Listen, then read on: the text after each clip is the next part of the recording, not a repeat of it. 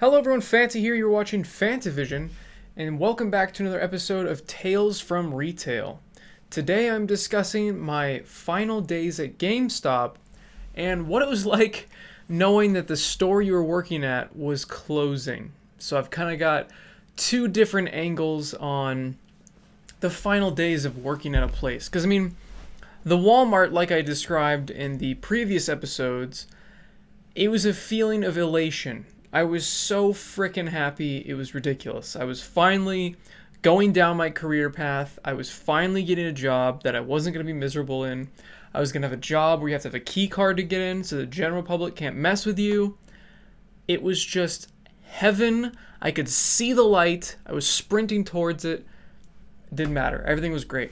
GameStop was a little bit different because I was still in college, so I still wanted a job in order to continue to eat food and pay for gas and all that kind of stuff. So it was kind of important. So I had a much different reaction to hearing that the store was closing and that my final days were coming soon. But in the end, it really was my choice that I was no longer employed at GameStop, but we'll get to that. First, I do want to talk about this, which I know some people love, some people hate, whatever.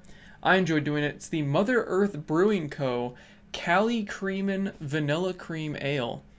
Tasting notes, vanilla bean, cool and crisp, smooth finish ale with natural flavor added. Now, I do want to add one thing to this. This was brewed almost a year ago. So it's a bit old. The flavor is not nearly as good as it used to be. But because I could originally only buy this in California, which I still think is the case. I don't think I've seen it anywhere else. I kept saving it for special occasions, but my life is boring, so I never really had any special occasions. We're almost at 20K on this channel. Oh my god. So I figured why not celebrate a bit, and then I looked at the date, and then I got worried, and then now I'm drinking it anyway. So with that long intro out of the way, let's dive in to my final days at GameStop. It all started when the HR lady came in, and she was kind of new-ish. We'd met her a couple times, and she asked us, while we're in the middle of helping customers, so what are you going to do now that the store's closing? And we both looked at her, my associate and I, and we're like, what do you mean? Are you joking with us? Like, what do you mean we're closing? We've been doing fine. Our profits are up. We're one of the few stores that's making some decent money. We're the only one in the area. What do you mean we're closing? Like, this is a mistake, right? Her face immediately changed from kind of happy as she normally was to, oh my god, what have I just done? Her face was just completely frozen in horror is what I'm trying to say. And she's like, hold on a second. So she went outside, and my associate and I were looking at each other like, what is going on? There's no way the store's closing. It doesn't make any sense. Nobody's told us anything. And then I think it was our district manager actually drove down to our store and was like, okay, look, I don't want to do this right now. I wanted to wait for a bit, but this store is closing. And the first thought wasn't, oh shit, the store is actually closing. My first thought was, well, when were you going to tell us? You know? That's kind of fucked up, right? To make us wait till the last week only to find out, oh yeah, your jobs are gone. Now, again, that wasn't my case. He talked to us each separately in the back, and he told me, look, you've been doing well. You're consistent with your numbers. You're consistently hitting or above. Your coworkers like you. We want to offer you another position at another store. And he didn't say which store it was exactly. He said it was between two different stores. And at the time, those were definitely out of my way. And neither store was really that great. I'd worked at probably 4 different stores. And the only store I really enjoyed at, or at least, there's another one I could tolerate, but that wasn't on the table at that time. And I was like, And then he also gave me the option of severance. And because I'd worked there for so many years, I believe you get a month's worth of pay for each year you've been there. I could be wrong. I mean, you can correct me if I'm wrong. That's fine. But I was thinking of, at first I was kind of leaning towards, well, steady job, steady pay, that'd be great. On the other hand, I'm so close to graduating. I could use that extra time for school. I'm tired of having to drive all the way down from where I'm living to GameStop. I can just live off of that money for a bit, focus on school, get it done, get my grades up, all that kind of stuff, and finish out and get my career. Of course, that didn't work out, as you know, because then I wound up working at Walmart a few months later because I realized, that's not as much money as I thought it was. I need another job. And it wasn't like I was broke. It was just I didn't ever want to be broke. I'd been there before when I was a GameStop manager, paying for half of an apartment and half of all the bills on $9 something an hour. So that was another reason why I was like, I'm not getting paid that much to begin with. I mean, this company isn't really respecting their workers. This location, the only reason I've been here for so long is because this location was so close to where I was living before, and I was friends with all my coworkers. I was friends with all the regulars.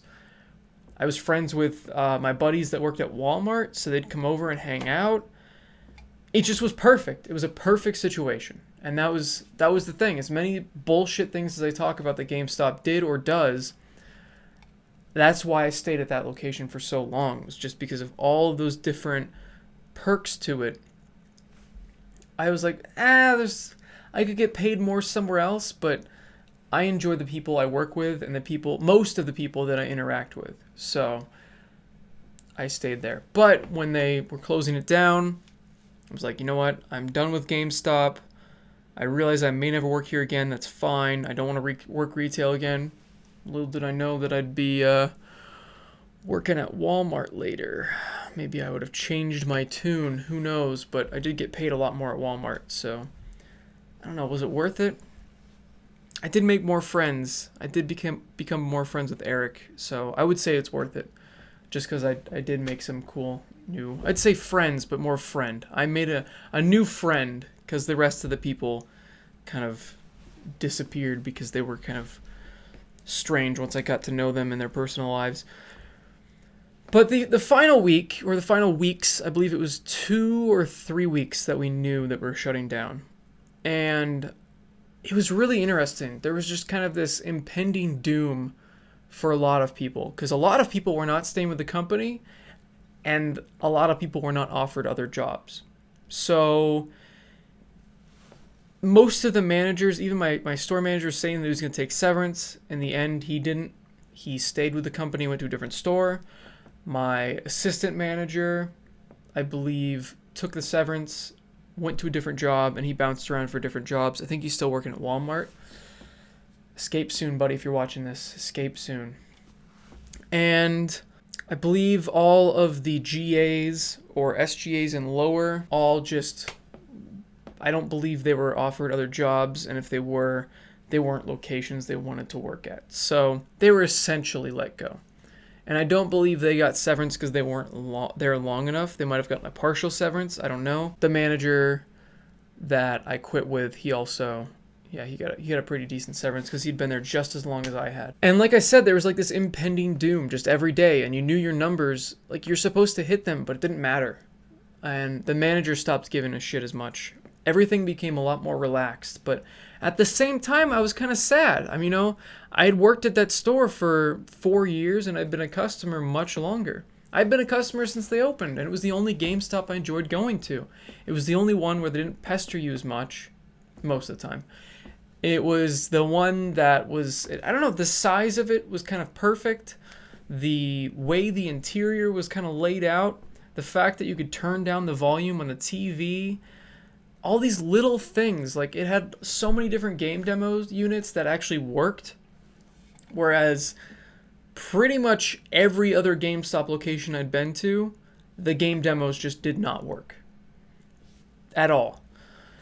And the other ones had much louder TVs, which you couldn't change the volume of. They got robbed a lot more. We never got robbed at gunpoint or anything like that. Occasionally we got stuff stolen, but that was very rare. It was a very rare thing. So most of the thievery stories, if I do have an episode dedicated to that, will not be from my store. It'll be stories from other stores. So there was a couple that happened at mine, so I can talk about those, but not very many.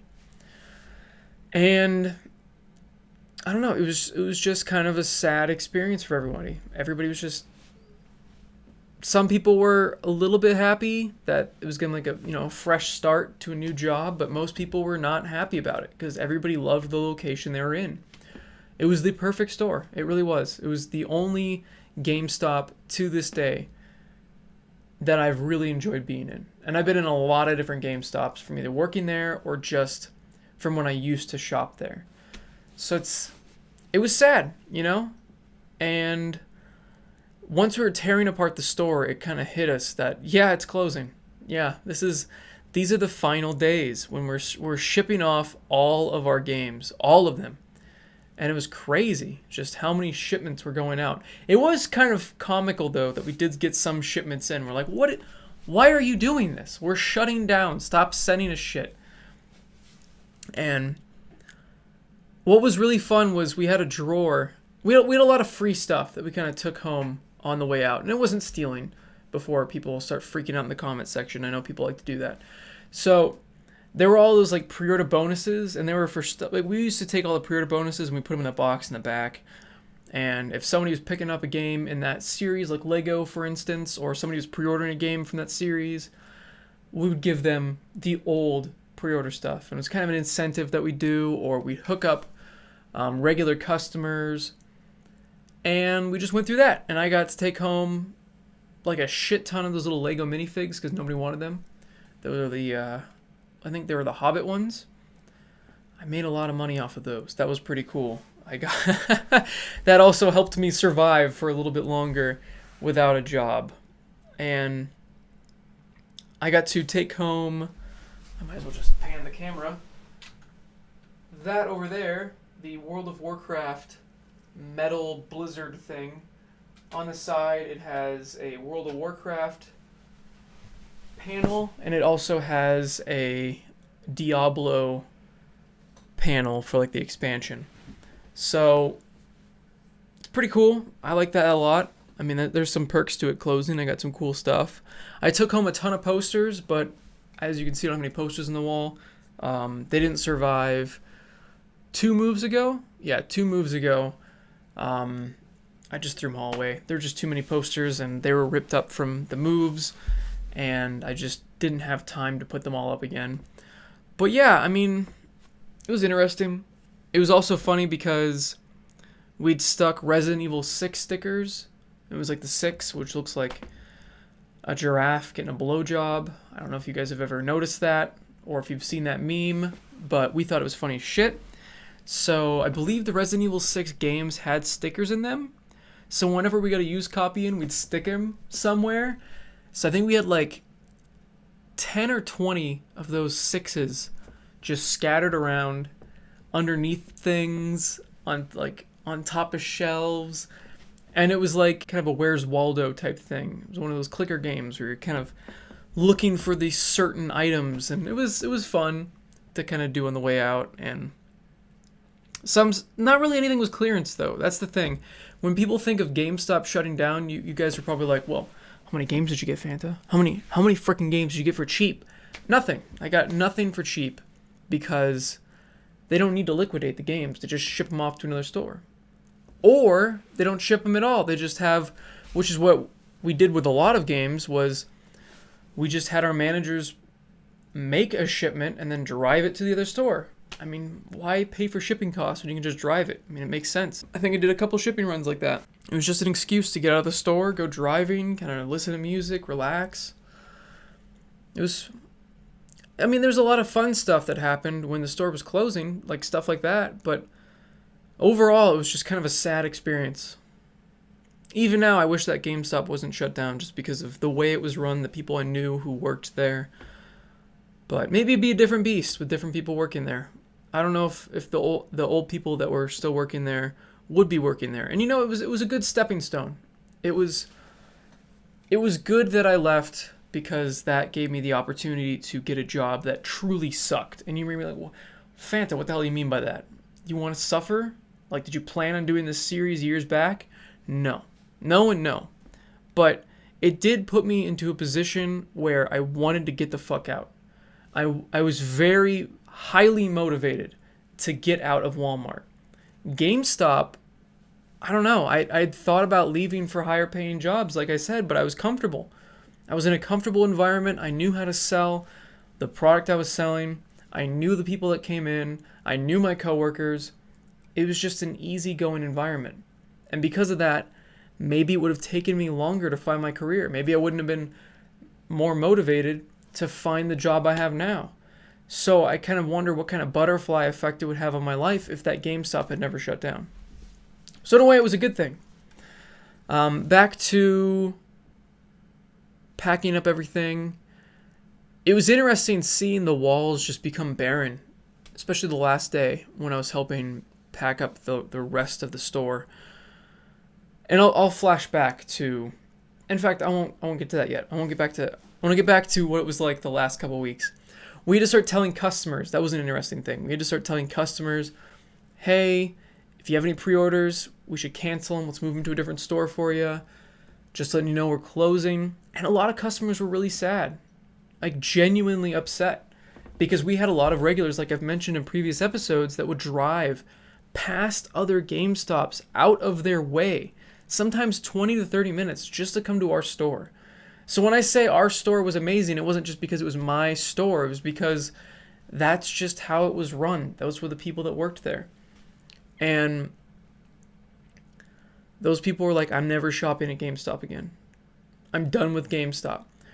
Which now I'm like, well, thank God. I'm glad they stopped shopping there. Nobody should support that store. I mean, there's no reason to. They rarely ever have deals. It was interesting seeing customer reactions. A lot of the people that worked at Walmart were really sad because that was their GameStop. All they had to do was walk from one store to the other. We were right next to it. And they're like, wow, okay, I guess I'm done with GameStop too. So many people just stopped shopping at GameStop that day. And the ones that didn't, another part of the process is moving those pre-orders over, like I said, for individual customers. But I think it was my assistant manager that had to go through near the end, like the very last day, very last couple days, had to call up another store, and we gave them all of our pre-orders. So whoever took that phone call was set for that week. Like, they were just completely set. They were going to have like a bajillion % of pre-orders. They're going to be great. That store probably looked great. And that was an interesting process too.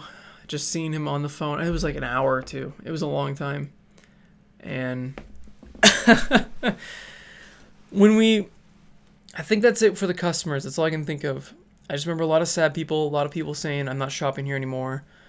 And I think I stopped shopping at GameStop as well. And it also felt weird because whenever I went into another GameStop, they would all know me because I used to work there.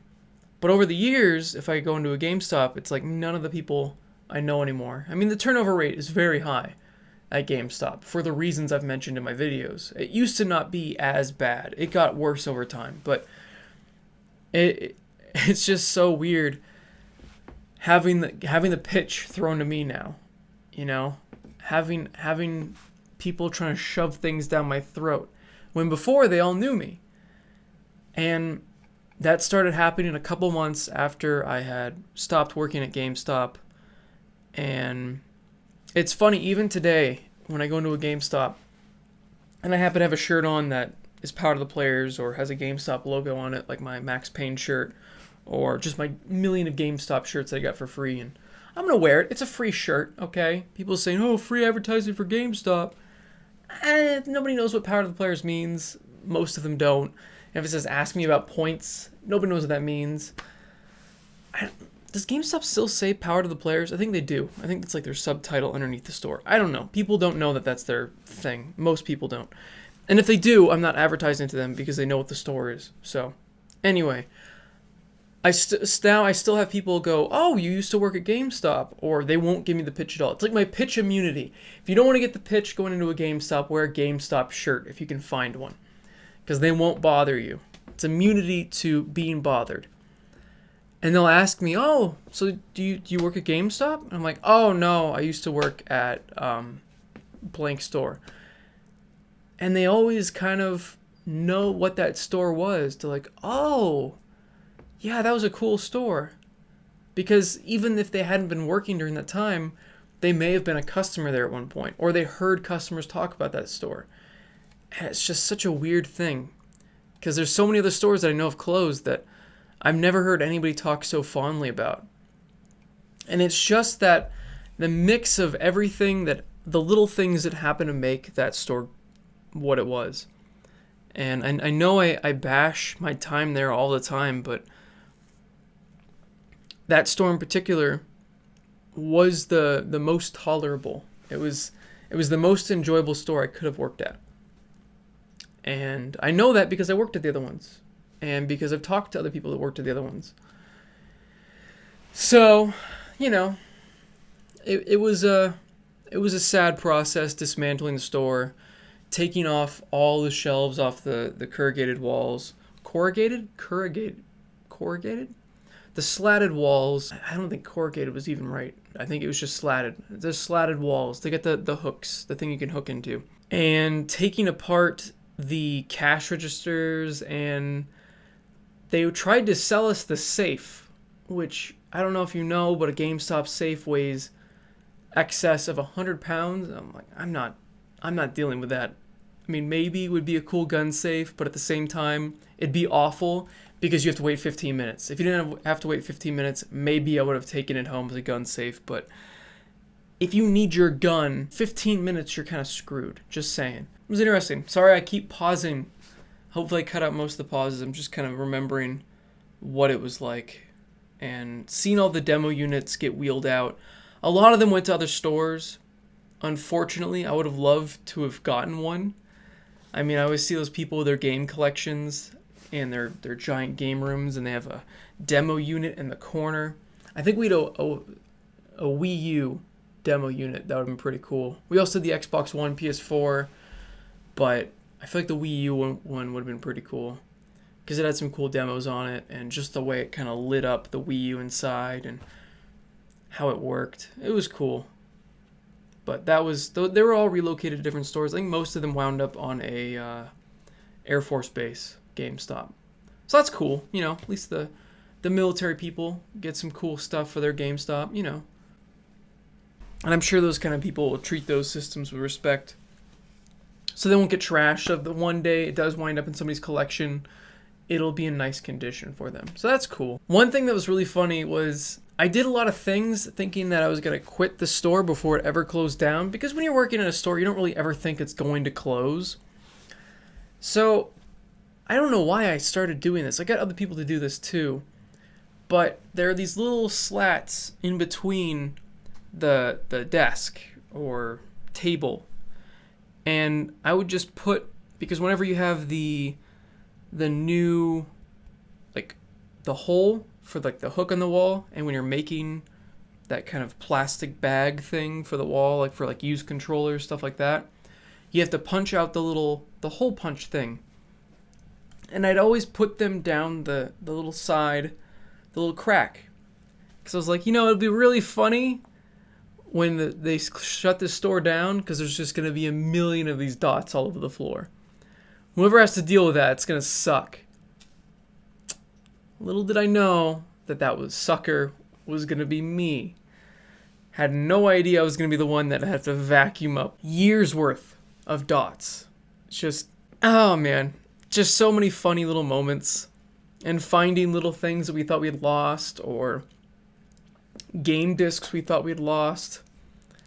Just finding so many different little things as you're moving the entire counters and looking behind stuff and packing up all of the kind of shelves that sit in the aisleway. Like I said, it was a bittersweet experience, because sure, I'd had all those terrible times but a lot of good times as well. And I'd made a lot of friends there. I mean, Badam, who I live with, I would have never known if I hadn't worked there. So I would have never known a lot of people, you know? There's just a lot of people I met, became friends with. Sure, I don't talk to them anymore, but I was happy that I met them, you know? They're really cool people. I played Magic with them, played board games with them. Maybe after this, I'll hit them up. I don't know. It's been a long time.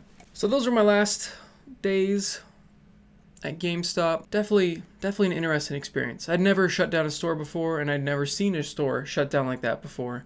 And the reason it did shut down, for those who are wondering, was that the lease was running out, and I guess they were raising the rent of the lease. They were raising the lease, and GameStop's like, yeah, we're not paying that. And I know that's the reason, and I know that's not bullshit, because I'd seen our profit and loss, I'd seen all the numbers, and I've also seen so many businesses in that area come and go.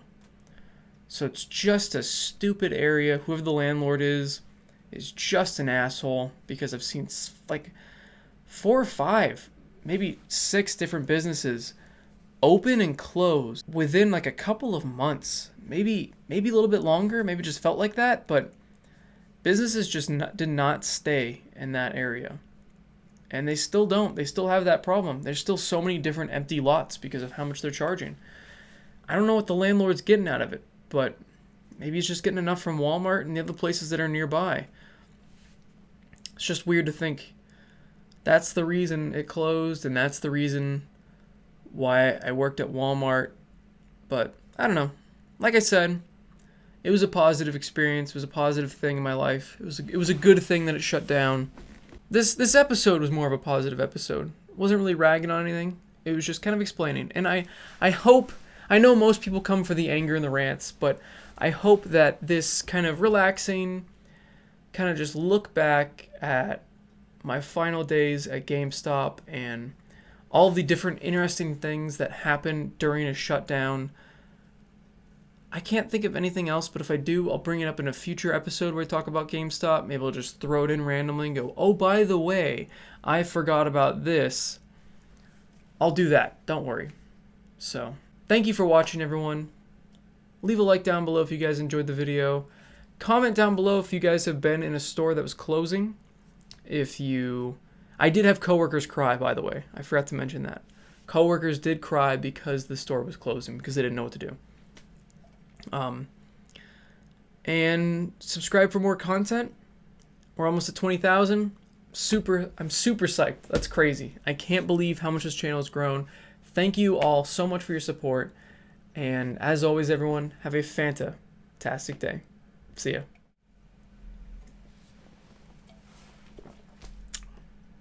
I can't finish this. This is awful. That is awful. I don't know if beer is supposed to go bad or if it actually does, but that definitely tastes like what beer would taste like if it goes bad.